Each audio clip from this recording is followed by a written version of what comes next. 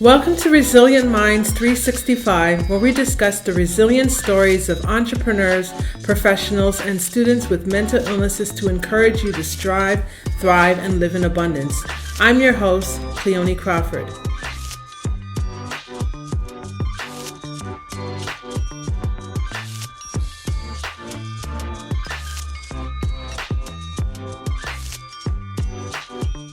Welcome to Resilient Minds 365, where we discuss the resilient stories of entrepreneurs, professionals, and students with mental illnesses to encourage you to strive, thrive, and live in abundance. I'm your host, Cleone Crawford. Well, guys, today we have a special guest with us. We have Tamara, the sixth, Pavicevic. Well, who is she? Well, she is a mother and an entrepreneur. She's a cosmetician and an advocate for wellness. She's a burlesque entertainer, retired stripper, world traveler, dance enthusiast, and survivor of sexual exploitation. She is also a daughter to an immigrant family and is of mixed racial heritage. She is her unapologetically. With that said, I now present to you Tamara Pavicevic the sixth.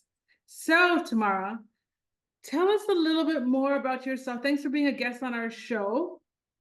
I'm And so grateful to be here. Thank you for the opportunity, Cleone. no problem, no problem.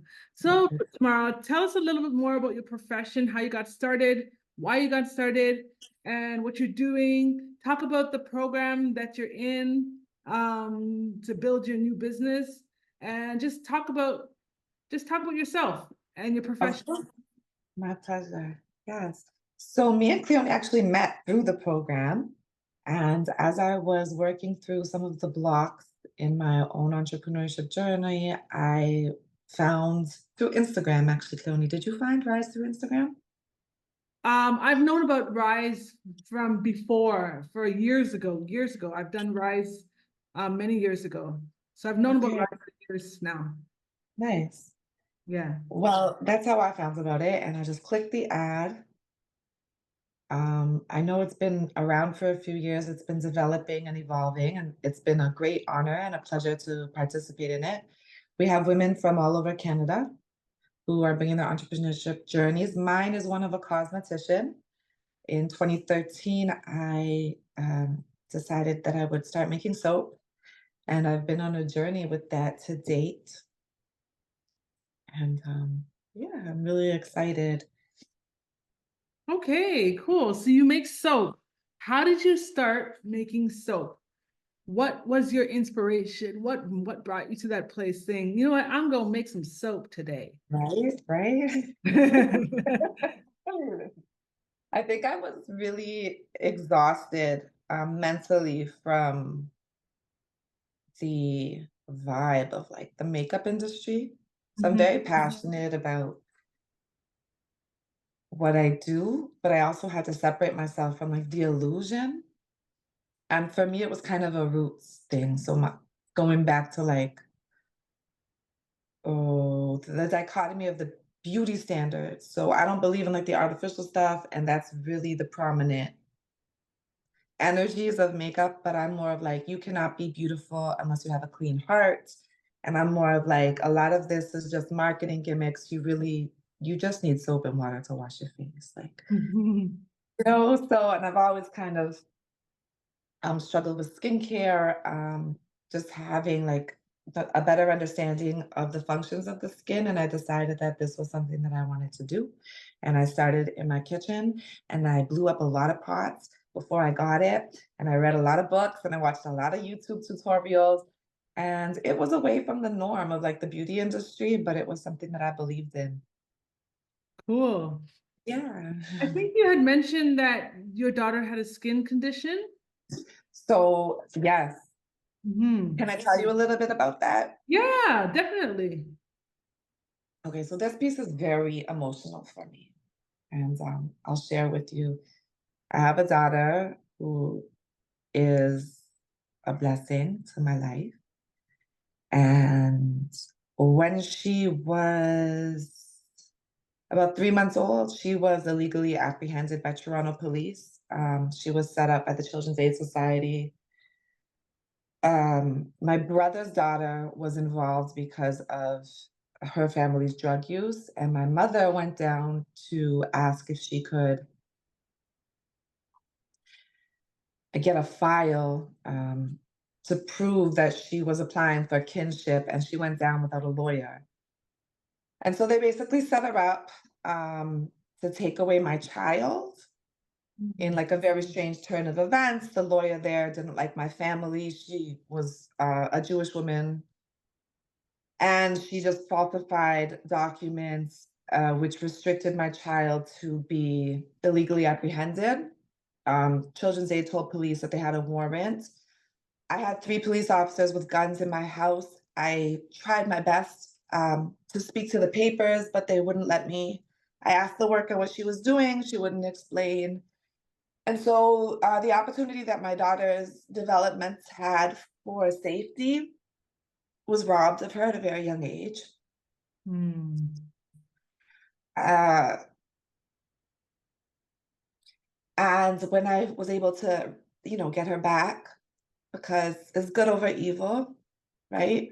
Yes. Uh, and I say that to say it was a very disturbing time in my life, but I managed to draw strength and be resilient for my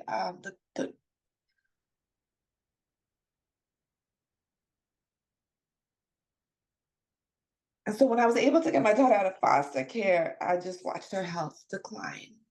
Mm. And there was only so much that I could do. And so part of being a mom is stepping up, and I was, focused on healing, but watching her health, with a pediatrician, and just it was always from the medical standpoint, because she was so young. It's like, let's just wait and see. Let's just wait and see. Let's just wait and see. And as I waited and see, it was just like, a lot of immunity functions of the skin weren't there. Mhm. And so I was like, okay, I was pressed, to doctors, homeopath, like, not pressed. How do I say it clearly? A lot of the immunity functions that would be there in a normal, healthy child were not there because she was robbed of the opportunity to be breastfed. She was neglected in care. Like, I have pictures of my daughter where there was maggots in her clothes. Oh There my was God. rashes on her skin immediately. I suspected that she was sexually abused. There was yeast in her. There was things that were extremely disturbing to me. Yes. That would be disturbing to any woman or Yes. human being. So, yeah, when I got her back, it's been evident through a couple hospital stays, because her skin would just start rashing up. Yes. And my state of mind was always to, like, you know, um, encourage the healing to whichever way I could.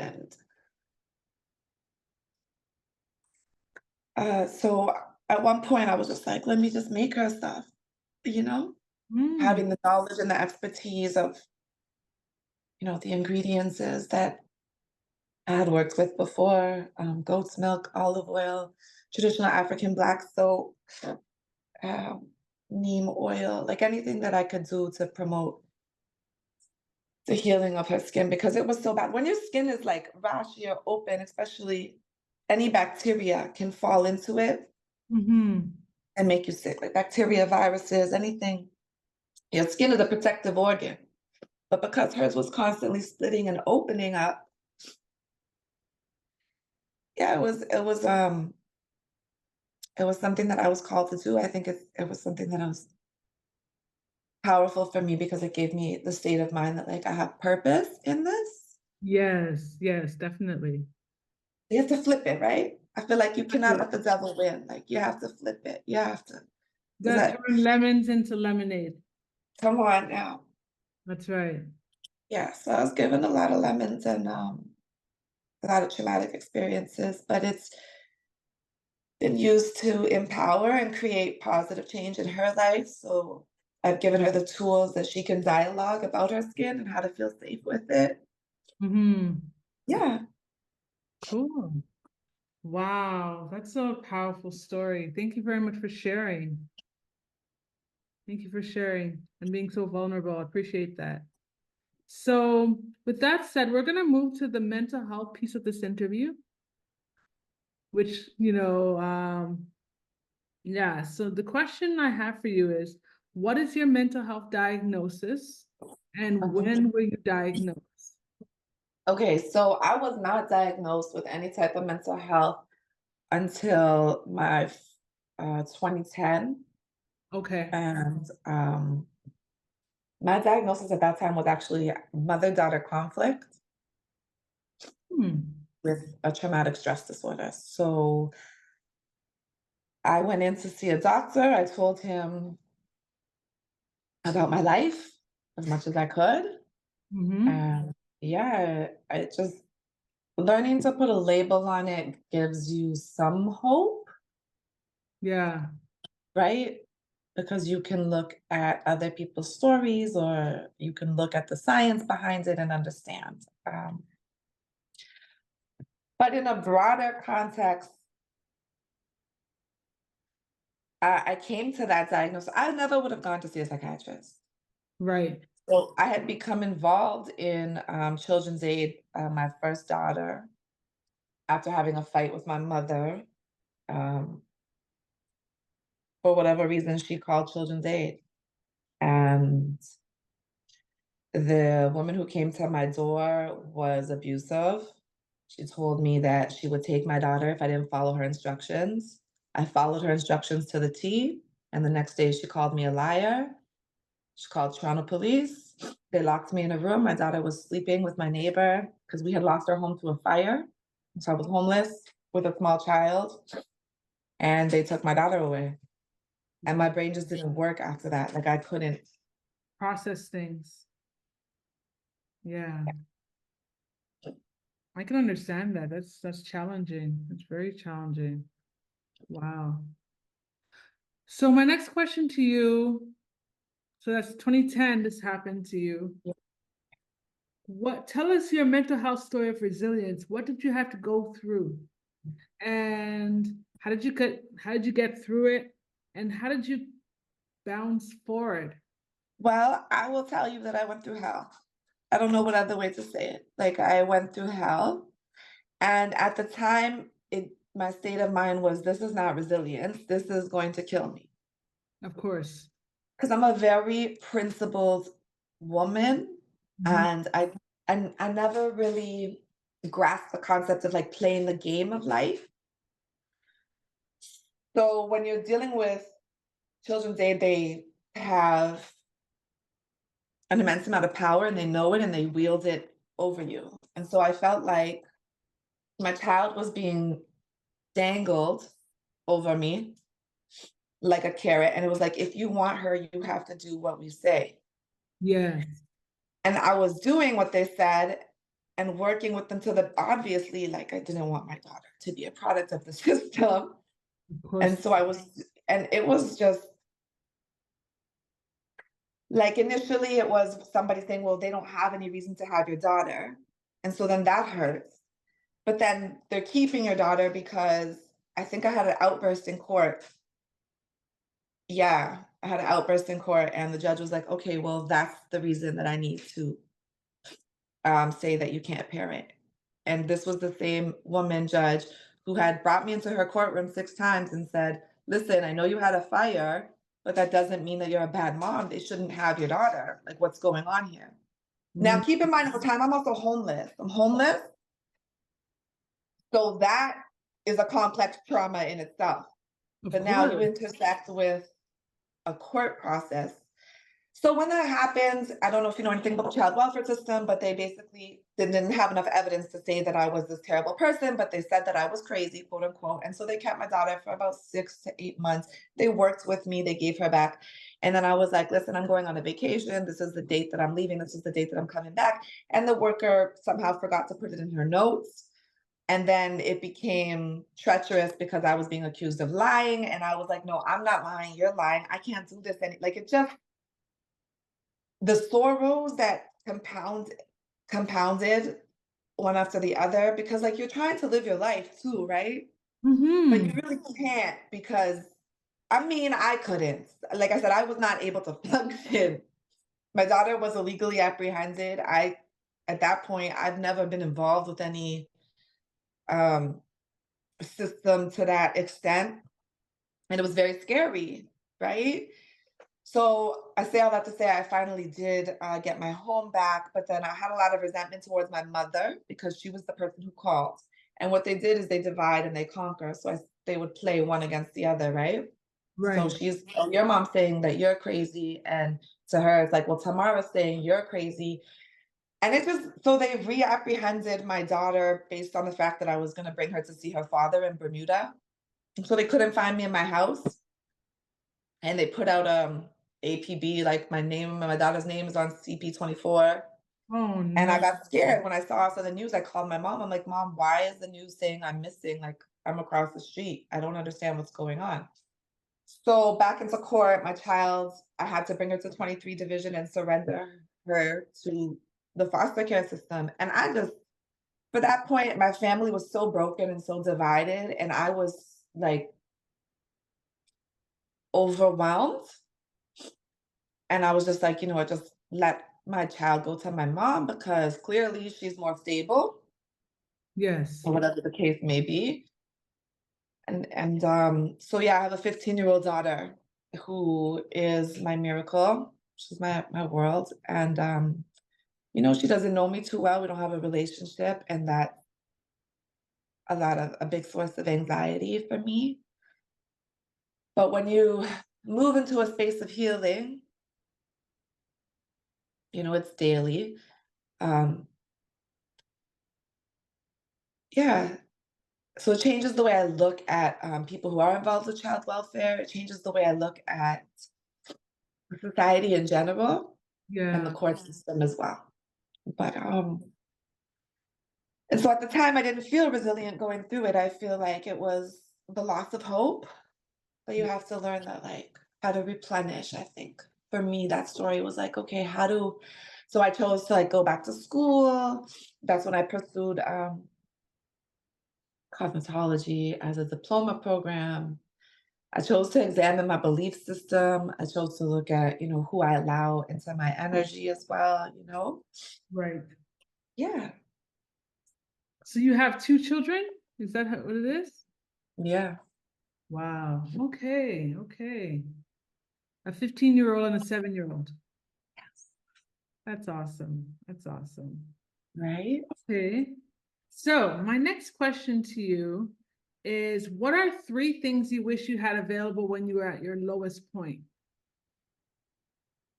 I wish I would have had some more supports. I wish I would have had hope. And honestly, I wish I would have had a toolbox of language to better represent my thoughts and my feelings as I was being attacked by a social worker, you know? Yeah. Yeah, language is so important. Language is so important because it can either work for you or work Or against against you. too. For sure. Yeah, because that's why they say, like when you're in the presence of police, Hmm. to what is it? Your words to you have the right to remain silent because anything you say can be held against you. Yes. With police, it's am I being detained or am I free to go? That's all you should be saying. And I think another part of that language is not knowing that my body language was coming across as rude. At that time, I remember the things that she was saying were so highly offensive to me that Mhm. I was like, and so she didn't like me. And it was just like easier for her to not do the paperwork to keep my child in my custody than it was to just apprehend her. And my understanding is also there's some monetary value that's added to kidnapping children. Sorry, I laugh. It's not funny, but it's like it's basically they're legally allowed to kidnap your child, Yeah, I you understand. know? Yeah. Yeah. It's not as traumatic as like kidnapping, but it is incredibly traumatic. Yeah. Like this woman came in and she was telling me I wasn't feeding my daughter, and I was like, "Are you like what kind of drugs are you on? My child's perfectly healthy. Like, what are you talking about?" And Right. then I had one of these incense, and she's going like this. What is this? What is this? And I'm like, "Are you okay? Like, why are you in my house, lady?" Like it was just. And then, oh, if you don't get Intrusive. somebody to supervise you, I'm gonna take your child away. And I was like, supervise me for what? Like, I'm sorry, I'm going to bed. It's 10 o'clock at night. Do you want me to go ask my neighbor to supervise me? And then I'll never forget, I knocked on my neighbor's door and I was like, listen, I know this is weird, but this woman is from Children's Aid and she's saying if you don't supervise me, she's gonna take my baby from me. And the woman was like, no, no, no, I never said that. And so at this point, I'm just like, so what are you saying? And she's then we go back into my apartment and I swear to you, Cleon, and everything. This woman's like, if you don't get a psychiatric evaluation, I could take her from you. So I'm like, okay, I'm powerless. Like I felt powerless, Cleone. At this point, I was like, okay, you know what? I had a therapist from childhood who worked at the hospital for sick children. The next morning, I took my daughter and I went to the hospital for sick kids to ask for help because I didn't understand that she wasn't allowed to do that. Threaten me with my, that's what I mean about the carrot dingling on your, so it was like, if you don't do this, if you don't do that. And then I was doing everything she said, and my apartment caught on fire because I was so nervous that I forgot to turn off my stove. And as I was sanitizing the baby bottles before I left to follow this woman's instructions that she gave me as an ultimatum or a threat against my child, Mhm. I came home when I was homeless, Cleone. Oh my The God. apartment had burned down straight down to the people underneath me were like, oh my God, you ruined our life. And I was just like, I'm so sorry. I came inside, Please, my baby was please, thank sleeping, and I you. put her with my neighbor. I'll never forget. And I met with the woman.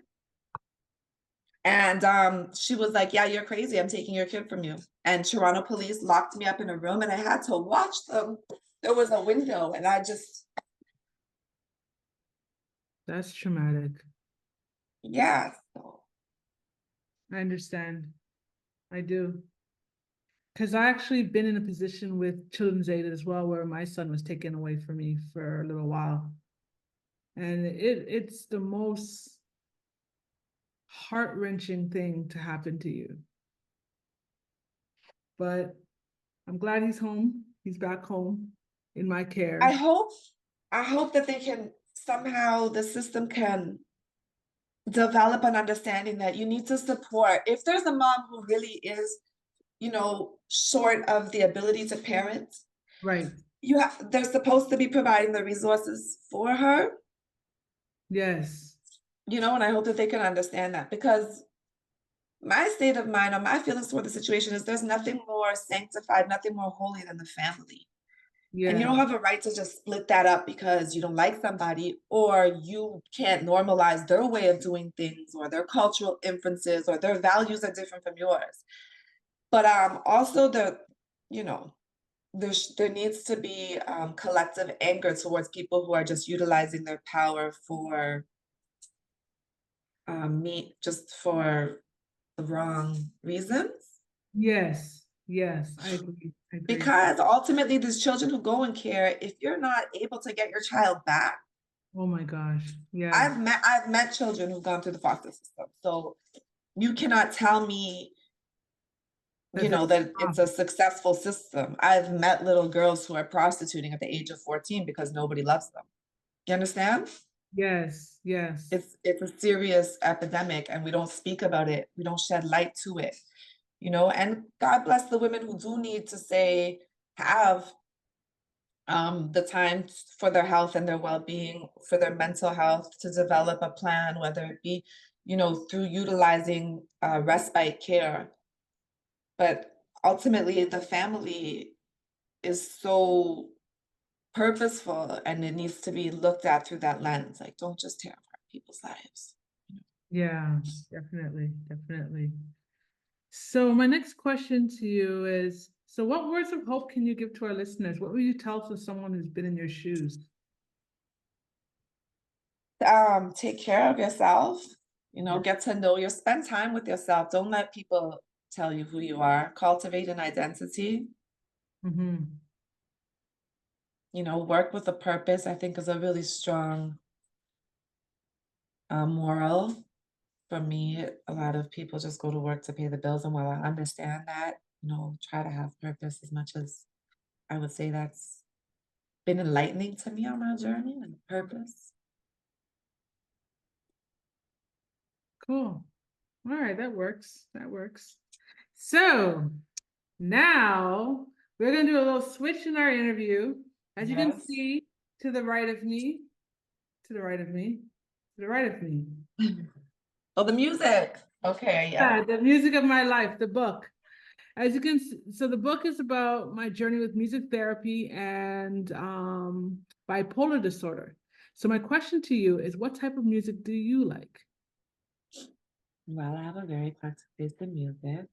I really enjoy R&B and jazz music. Okay, I like Yeah, that. I like that. Are you an old school R&B or a new yeah, school for R&B? sure. Like Mary J. Blige, SWV, Brandy. I don't know. That's not like old school. It's showing a generational difference though. Is that old school? Yeah. Oh, it's old school because I'm in the same place where you're talking right now. Okay. Yeah, Yeah, I don't know these new school artists to be like SZA. Is that like R&B today? And like, I I don't think know. so. I think so. Yes. Yeah, I think Who that's else is there? Summer Walker. who. Summer Walker is another one. I when it comes to the new Never heard stuff, of I her. don't know Oh my anything. God, that who? Okay, so if you were to think of a song that best describes your journey, what would it be and why? Billie Holiday, God bless the child. That's lovely. I love Billie Holiday. She's cool. Legend. Definitely. Okay, so the sixth, Tamara. How can we Mhm. stay in touch with you? What are your social media handles? Well, if you're logging on, I am at The Juice Soap, and we spell it DAJUICESOAP. You can find me on TikTok, and you can find me on Instagram at The Juice Soap. And we spelled it the juice because when my daughter was little, she would wake up and say, Mommy, the juice, the juice. And so I named it for her. She always woke up and was like looking for juice. The juice. That's So so that's cute. how, that's how we I got the name. love it, Yeah. love it, love it. Well, Tamara, thank you very much for your vulnerability and being so open with us. It's been a pleasure having you as a guest. Very a big pleasure. I'm sure someone's going to be inspired by your story. Thank you so much. You're welcome. And to all you resilient minds out there, until next time, please subscribe to us on all our platforms. And don't forget to rate the show and leave a review for us on Apple Podcasts. Also, join the community of resilient minds and sign up for our monthly newsletter at cleonycrawford.com. Be sure to grab a copy of my book, The Music of My Life, on all Amazon marketplaces to get to know me better. If you can think of one person that will receive value from today's show or connect with tomorrow's testimonial, please share it with them. Feel free to take a screenshot of this week's episode of the podcast and tag us on Instagram. You can tag myself at Only Cleone or Resilient Minds 365 and today's guest at The Juice Soap. And remember, mental health is not a death sentence. Despite your illness, you can strive, thrive, and live a life of abundance. Until next time, I'm Cleone Crawford, and I'm signing off. Yeah. Yay.